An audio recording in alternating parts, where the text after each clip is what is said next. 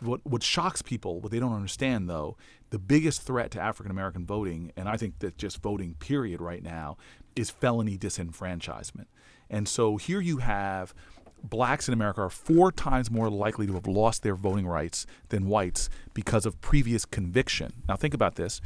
And the overwhelmingly our increase in incarceration, 800% increase in incarceration since 1980 at the federal level, 500% increase in incarceration rates.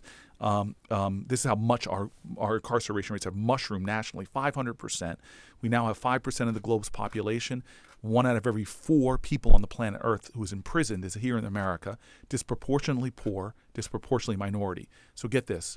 Blacks are about 4 times more likely to lose their voting rights. You have some states, Virginia, Florida, where 1 in 5 African Americans has lost their right to vote because of previous incarceration. And these happen to be 2 very key, important swing states in every national election. That's what I'm saying. Virginia, Florida. Right. You know. So you take off the table all these African Americans. Some counties, by the way, it's upwards of 1 in 3 African Americans, and so.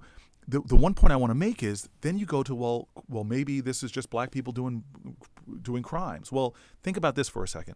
There is no difference in America between blacks and whites for using drugs or selling drugs. In fact, young and Latinos, by the way, all of us Americans, 1 in 10 Americans is going to break a drug law today. The last 2 presidents admitted to felonies, breaking drug laws. Okay, and yet.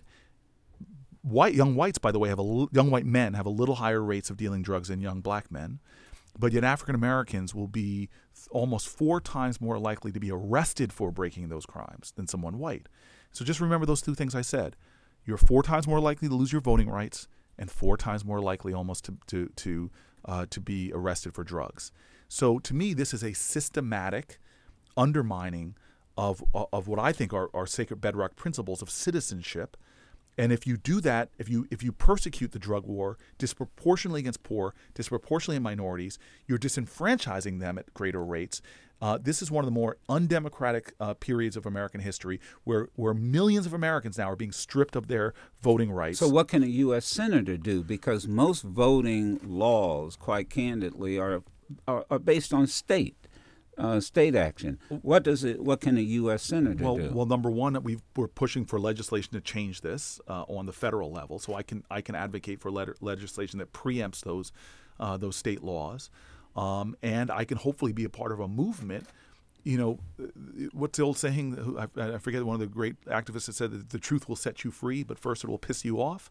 I think a lot of people need to be angry and understand what's happening in America with this drug war, which is not a war on drugs. It's a war on people, and not all people, disproportionately poor people, disproportionately mentally ill people, disproportionately transgender people, disproportionately minorities. And it's ironic.